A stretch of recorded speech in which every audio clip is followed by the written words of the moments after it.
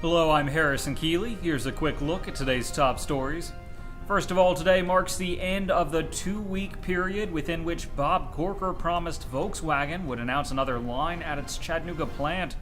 The senator told the AP that Volkswagen would make an announcement in 2 weeks if workers here rejected the United Auto Workers. But so far there's been little sign of any announcement from the automaker. Corker blames the UAW's appeal for putting a hold on expansion talks at the plant. The UAW has until March 7th to make its case for a new election. We're learning more details about the tragedy in Bledsoe County that killed 2 young children.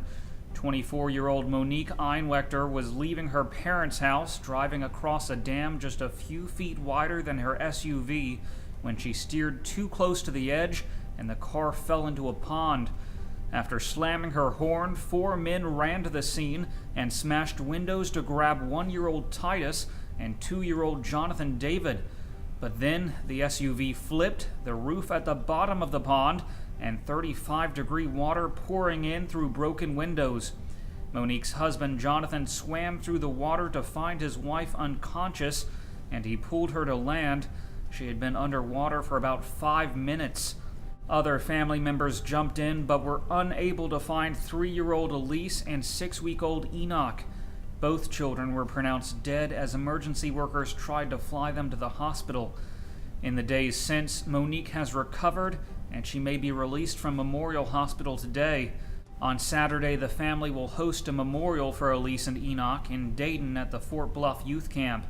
Those in attendance will hear about how Elise was more mature than 3 years old, how she asked adults if she could pray for them, and how she asked others if they knew Jesus. Cities across Tennessee need to start paying school districts millions of dollars in unpaid mixed drink taxes. That's according to State Attorney General Robert Cooper, who released the opinion this week. It would mean that Chattanooga officials must pay the $11 million the city owes to Hamilton County schools, and it can't negotiate a lesser settlement or offer land instead. The payments have been overlooked for years after widespread confusion over the liquor tax. Aside from Chattanooga, at least 15 other cities owe money, including Knoxville, Cleveland, South Pittsburgh, Jasper, and Manchester. Officials from Hamilton County Schools were the ones who discovered the shortfall and asked for the opinion from the Attorney General. Comedian Tim Wilson has died of a heart attack. Wilson performed often at the Comedy Catch here in Chattanooga and was also featured on several local and national radio shows. He was 52 years old. Former State Senator Eric Stewart has pleaded guilty to felony theft between $500 and $1,000.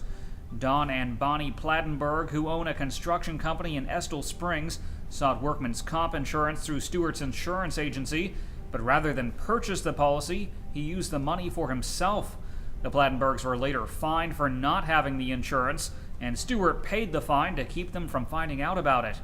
He was sentenced to 2 years of supervised probation and 100 hours of community service. Stewart's also been granted diversion, which will allow him to have the crime dismissed and expunged from his record. Finally, the Chattanooga Rail Runners will have its first game this weekend. The Rail Runners are the city's only professional basketball team. The team was formed by retired Harlem Globetrotter Paul Gaffney in January. The first game is against Kentucky's Bowling Green Hornets at 3 p.m. Sunday in the Rossville Athletic Center. Turning to weather, today will be cloudy with a high near 52 degrees. The low tonight will be around 36. That's it for today's newscast. Thanks for being with us. You can find more on these stories and breaking news all day long at timesfreepress.com.